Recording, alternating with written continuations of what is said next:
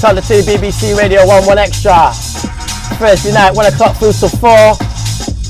Hayley Paul, Sheffield, massive inside. Tramlines crew, hang tight Coco coming up shortly. Mad sad, old school like my dad's dad. Let's get it. Sick!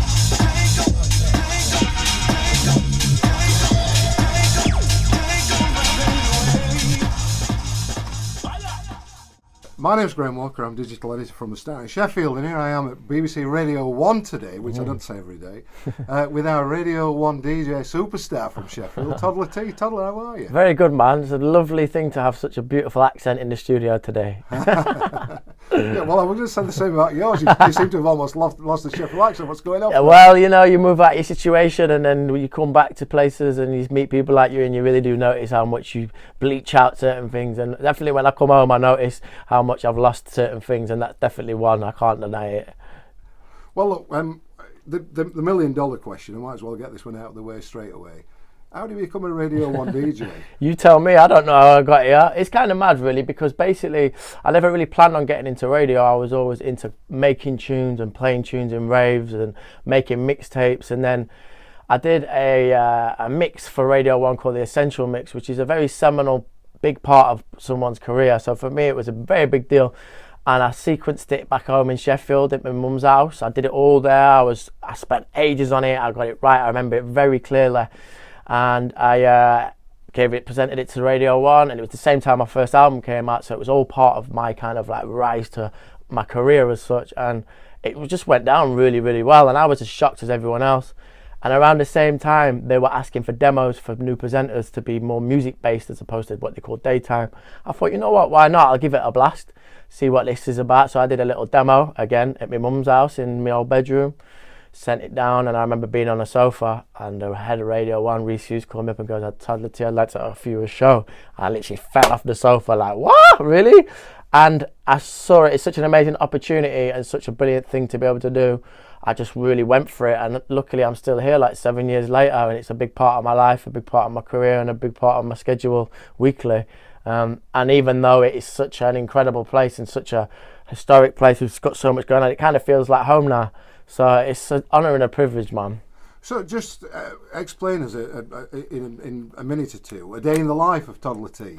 A day in the life of Toddla T always starts with a crying 3-year-old waking me up around anywhere between 7 and half eight if I'm lucky. Then you walk downstairs, porridge is a must for my little boy, bit of orange juice. Then depending on if he's going to nursery, let's say it's a nursery day, I do the school run about 8:30, drop him off, then I get a massive coffee. Then it's straight back to my house and it's time to do emails, it's time to sort out artwork, it's time to sort out what tunes are going where. And then normally after that I will run to my studio, which is a 10-20 minute walk away, and start listening to music, hearing music. Then I start, depending on the day, making music, making beats. I'm high on life, I'm high on coffee, I'm high on adrenaline. I'm just going for it for a good 2 or 3 hours, and then at about lunchtime I start to sort of fade a bit, and that's when I start doing emails again because I'm not as creative. Then hopefully I have an artist come down the studio, we'll do some voicing and recording tunes, whether it be Coco, whether it be a London artist, like at the minute I'm working with someone called Nadia Rose, and we just make records, and then the clock's creeping away. I'm thinking, oh, I've got to be home to pick my son up. So, and then I might send a load of music to radio. Then I'll speak to my manager about artwork or what gigs I'm doing, and then and then I'm rushing, and then I go and pick my son up. I go put him to bed, and then I watch some telly, and then I probably pick up some more work, and I pass back out. And that's when you're not actually recording the show. Yeah, that's right. That's not even when I'm in Radio 1. I come to Radio 1 on average once a week, although I'm in a couple of times this week. And I'll record my Thursday night most time on a Wednesday day. And we do it in the day, and then it goes out live on a Thursday night. I'm in tomorrow with another DJ called Danny Howard doing a back-to-back, so we're playing records together. But yeah, I only come here once a week, but I mean, prepare it all at my studio. You've got the best job in the world, haven't you? I have got an amazing job, yeah. And I mean, and the beauty is at BBC, everywhere in the world you go, people know, admire it. And what we have here is very special, government funded. It's a beautiful thing that we get all this content essentially for free. And I'm able to be a sort of creator, and the way I sit and the way I lay and where I am, I can play and do exactly what I want. And I don't think many people can do that in music, let alone other jobs. So I'm blessed. There's no doubt about it. And just to remind people who are maybe new to Radio 1, Yeah. what kind of style of music are you playing? What bands would you suggest people should be listening to? And what kind of breaking bands are coming through? Because I know you're a big supporter of that. Yeah, of course. I mean, my show is electronic based, there's no doubt about it. I don't really play many bands as such, as I don't really play like rock music and things. But I'm on 1 o'clock in the morning till 4 in the morning, which there is a thing here called at Radio 1 called the playlist, which is a set up type of records that have to be played in the day, and then after 7 o'clock it goes into what's called specialist, where there's freedom from the DJ. So being 1 in the morning, I literally can do what I want and find new talent and break new artists and try and help new artists. Right now there's a load of amazing rappers from the UK. There's one from Sheffield called Coco, who I'm a massive fan of and I work with a lot. He's doing a lot. There's a new young MC from London called AJ Tracy that I really rate. Both of these artists have been on the show and they've managed to showcase their talent on the microphone, doing freestyles on different types of beats. They're 2 big artists I tip for this year. I play all kinds of music. It does seem to become in the electronic bracket. I love reggae as well though. There's an artist out of Jamaica at the minute called Protege that is really taking that sound to the mainstream. He was on Jules Holland the other week. He was on the show here 4 years ago via the phone. So it shows the journey of the artist going from a phone call in Kingston all the way to Jules Holland, and the freedom of being able to make a phone call to an unknown artist in Jamaica and then it come all the way to being played on Greg James's show and Annie's show is what this show is about. It's about starting records and hopefully getting them all the way there. And you know what? I mean, credit to you for doing that. I know you're a big supporter, and I want to ask you about that. It's not just about being in the studio; it's about playing live. Yeah. We've got, I think you've got a little dress rehearsal called Glastonbury, and then you're doing Tramlines. Yeah, that's right. Just tell us about what you've got in line this summer, and why Tramlines is so important to you. I mean, Tramlines is obviously my hometown, Sheffield. I was involved right from the start. When it first started, myself, Jon McClure from Reverend the Makers and Matt Elders from Arctic Monkeys were asked to sort of help create the bands and the DJs and the acts and become sort of like bookers really for the whole thing. So I've seen it grow from me doing a little event in DQ to all the way last year and this year it being such a spread big thing. And the thing is about Tramlines is it's now a thing that is so solidified in British festival season. Like all of my booking agents, all the artists, I know everyone knows what Tramlines is now, which is fantastic because the first year people were like, oh, this is a bit of a risk. Now it's certified. This year I'm doing an event at the O2, so again it's kind of bigger than say when I first started, and I'm bringing some of my favourite acts. I'm bringing Novelist, who's a grime MC from South London, who's absolutely brilliant and doing a lot. We've got David Rodigan, who is he's one of my biggest inspirations. He's a colleague here at the BBC. He's everyone from my friends who are 18 all the way to my uncles who are 50 plus love Rodigan. He's that type of act. We've got Sticky Blood, which is a production outfit out of Sheffield. They're going to be DJing and bringing out artists they're going to be working with. We've got Madam X, who's a DJ who found her craft in Manchester, and we have Coco from Sheffield performing. So we're bringing locals and people that I have seen and worked with outside of Sheffield who I think are brilliant to the O2 on the Friday of Tramlines, and it's going to be a madness. Now, I did toy about with you a little bit. I did mention that dress rehearsal that you've got. All right, yeah. So just tell me, you're at Glastonbury this year. Is that the first time you've done it? No, I've done Glastonbury quite a lot. The first time I did Glastonbury was about 2008. I had something like 5 shows in one day. I was skipping around and it was like all really empty little tents, and it was like kind of weird going to Glastonbury with this, pre-vision of like the big stages, and I was just running around doing little tents to no one. And I remember Jay-Z was doing the main stage, I think it was Jay-Z, and everyone was walking to the main stage and I was walking that way to a little tent to play to no one. So it's funny like how it's kind of like I've seen all the sides of it. And this year we're doing a tent called the Stonebridge Bar. I do a Notting Hill Carnival every year. I have my own sound system called the Toddla T sound, and what we're going to do, we're going to take the ethos of the carnival and plonk it in a tent on the Friday, and we've got some massive guests. We've got Section Boys, we've got Charlie Sloth from One Extra, we've got Lady Leisha, we've got Coca again, we've got Protege from Jamaica, we've got Melee, we've got loads of people, and we've got dancers, we've got visuals. We're going to really try and bring the Notting Hill Carnival to Glastonbury, Toddla T style. It's going to be sick. And do you know what? I mean, Glastonbury, it's like the World Cup, isn't it? Yeah. I mean, in festivals, it's probably one of the biggest in the world. Yeah, definitely. But I guess because you were so involved with the start of Tramlines, that's your baby a little bit, Yeah, isn't it? I mean, definitely. How it's a bit difficult to rate one against the other, but personally, how do you feel about that compared with Glastonbury? Oh, well, I mean, Glastonbury is just mad. Like, the first time I went, I couldn't believe it. Like, when I drove over the hill and I saw it, it literally looks like a city. It's insane. And thus, to walk from one end to the other takes hours. And that's cool. That's part of the charm. And its history is just, priceless.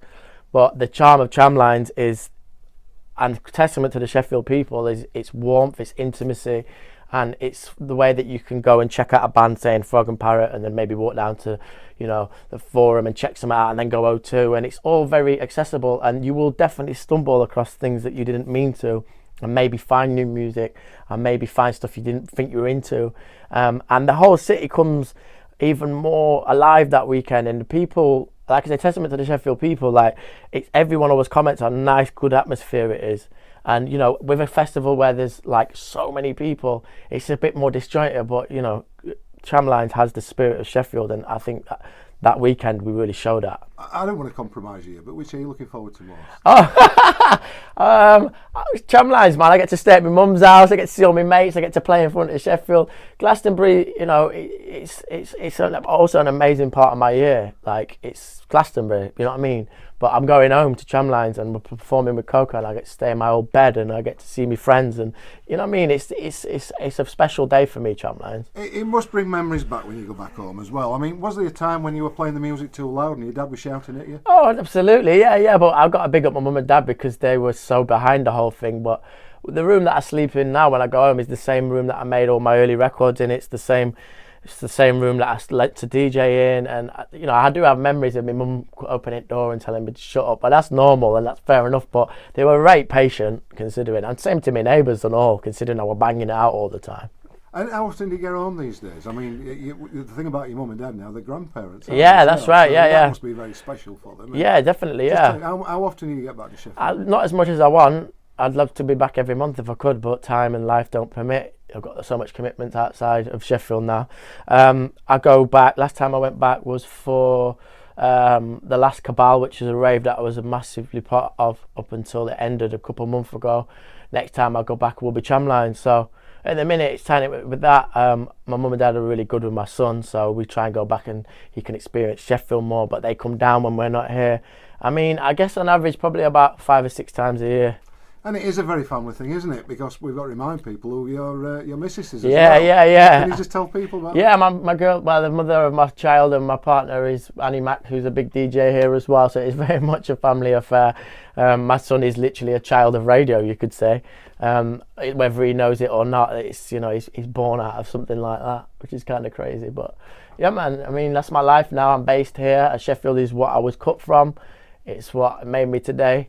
But now I have a family here, and it's just like, here is my current home. It's not normal childcare, this, is it? No, it's not. It's a military operation to get babysitted and that. We've got 2 DJs raising a child, but it works, We get each other. We understand that someone might be going there that night, someone might be tired that day, and I mean, that dynamic really works. And I know Annie's a big supporter of the local sound as well. She's been pushing heavily for bands like the Sherlocks, who are being played on Radio 1 now. Yeah. I mean, how proud are you about what's happening in Sheffield at present generally? I've always been proud of Sheffield. I mean, since I was making music and going raving for the first time, I was really proud of the olders, what I call them, the older producers, the older DJs, Winston Hazel, DJ Pipes, Ross Orton, Chris Duckenfield, Scott Moncrief, all these people that I really looked up to were locals, more so than the people that were not from Sheff. There was something about them that we're doing which really was like inspiring and brilliant. And since I stepped back and travelled the world and come here, when I look at it and I look at Sheff, we have got something really special there.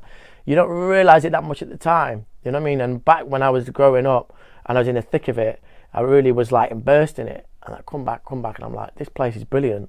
And I think no different now. What's happening is the same as 10 years ago when I was living there. You've got Sticky Blood, I mentioned, you've got Coco, you've got Shinobi, you've got all these people that doing what I was kind of doing, but they don't know how well they're doing it because they're just doing their thing. And I think that's testament not just to people I mentioned, but probably bands and the attitude. I saw Big Mid Horizon backstage at the Radio 1 big weekend last weekend. And it was brilliant just to see them people and hear their accent, and just they're so humble and it's just the Sheffield thing, and it was beautiful. You're in a very privileged position. Yeah. Because you're a very powerful one. I think you've got over 100,000 listeners Yeah. to most of your shows, and upwards of that. Yeah, It's yeah. getting more and more. I mean, you can help a lot of people. You can inspire a lot of people. Yeah. How do you treat that power? Well, power. You know what? It's a weird one because I don't really see it like power. I just see it as being very lucky and a lot of the time quite self-indulgent. And what I've got to do as someone in what you could call power is just go off instinct, go off what I think is brilliant, go off what I believe in and believe in yourself. And by that I mean if you think a record's great, play it. Don't worry about the hype around it, who's managing them and all that. Because a lot of the time you can get caught up in everything but the music. Oh, they supported them and they did that and he's going with that collaboration. And if I start thinking like that, I'm going to be played by the system rather than really driving home what I believe is brilliant. And that is the beauty of being here with all this freedom. I can hear a tune on YouTube and play it on here to 100,000 people plus the next day. You can play anything. And just as a final point, obviously we've talked about grime and hip hop and left field and all the rest of it. Yeah. But everybody has a guilty pleasure. Yeah. What's yours? Oh, mate, a guilty pleasure. I was listening to Heart FM the other day on the way back from a gig. That's how rock and roll we are. We finished raves and what came on that were brilliant? I can't remember the name of the tune, but I love Pet Shop Boys though. I don't know if is that a guilty pleasure? Nah? Who else? Who else? Guilty pleasure. The thing is, I don't really feel like anything's that guilty. Like I see you're a bit of an ABBA fan. Yeah, I'm not mad at ABBA. We can ramp with ABBA. You know what I mean? I ain't scared. We can throw for that. Frank Sinatra, you're a big fan of, right? I'm huge Sinatra. There you go. So 4 times in concert, that's a fan. There you go. Now, and in terms of you're jet setting, you're all over the world. You've been to Barbados. You go to Australia. You've been everywhere. Yeah. What's the perfect holiday to get away from it all? And tell me, is it a caravan holiday in Blackpool? It could be. All that needs to happen for a perfect holiday for me is leave this at home. And then it could be Blackpool. It could be Barbados. I just like to switch off and spend time with my family, and that to me is the best holiday because you're just engaging with the people you love rather than caring about what's on Twitter, which I do a lot of the time. I'm just like, leave that at home, that's a good holiday. Well, listen, it's just been an absolute pleasure to have us down here. Yeah, no, thank you. Yeah, it's a great vibe. Yeah, it's been wonderful. Can't wait to see you back up in Sheffield. Yeah, ready. And thanks for your time, mate. No, thank you. Nice one.